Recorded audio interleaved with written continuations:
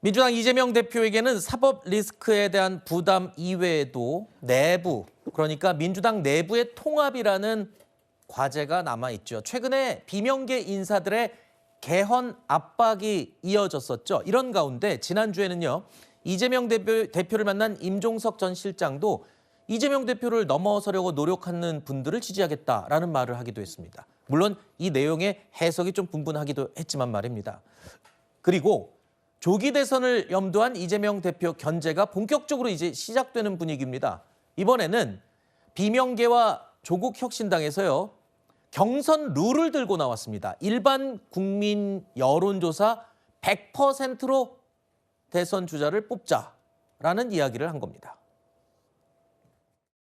야5당이 단일한 후보로 단일하게 대응하자 이런 취지이기 때문에 기존의 정당의 오픈 프레임하고 다른 것은 모두 들어와서 모두 후보로서 발언하고 선택받자. 큰 광장에서 한번 경선을 치러보자. 이 대표가 조금 저는 좀 폭넓게 생각하실 필요가 있다고 봐요. 야권 내에 있어서 여러 가지 경쟁자들이나 분열 요인들과 함께 한번 다 녹일 수 있잖아요. 지난번 둘이 만났을 때 통 크게 경선 방식에 대해서 좀 열어라 이런 말씀드렸습니다. 헌재에서 탄핵이 인용이 돼서 60일 조기 대선이 이루어진다면 자체 경선은 한 달이 채 안 될 겁니다. 그렇죠. 그렇게 된다면 현재 있는 제도로 서둘러서 시행될 수밖에 없지 않나.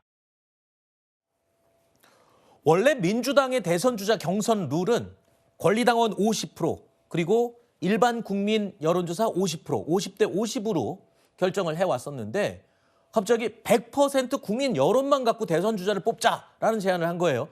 이렇게 되면 이재명 대표한테 불리해지는 건가요?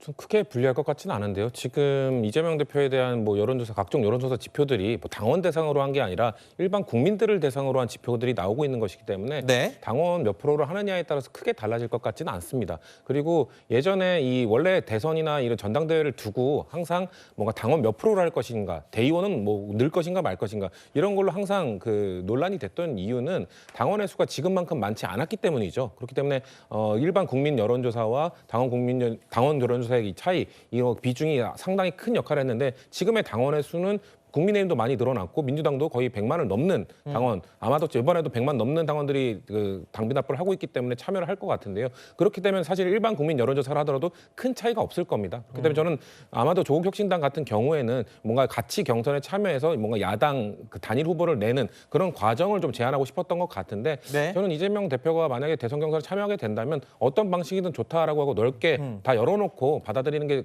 본인에게 유리할 거라고 생각합니다. 조국혁신당이야 그렇다 치더라도 비명계 입장에서 볼 땐 지금 민주당은 이재명 대표의 일극체제다라고 장악을 거의 완전히 한 상태이기 때문에 권리당원 투표보다는 국민 여론을 더 집어넣는 게 그게 또 이재명 대표를 견제하는 수단이다. 이렇게 해석을 했을 수는 있을 것 같아요. 근데 그렇게 치면 비명계 후보들이 당원의 지지는 약하지만 일반 국민의 지지는 강하다. 이런 후보가 있어야 되는데 사실 그렇게 드러나는 후보가 없죠. 그리고 우려하는 건 역선택이 나올 수 있는 것 아니냐. 예를 들면 국민의힘 지지자들이 이 경선에 개입할 수 있는 것 아니냐라고 얘기를 하지만 여론조사 설계에 따라서 역선택 방지 조항을 충분히 만들 수 있기 때문에 그런 우려는 불식이 가능하기 때문에 전 문제가 없다고 보고 있습니다. 알겠습니다. 일단 경선 룰 얘기가 튀어나왔기 때문에 자, 민주당 내부에서 나오는 이야기를 이재명 대표가 어떻게 통합으로 정리할지도 관심사입니다.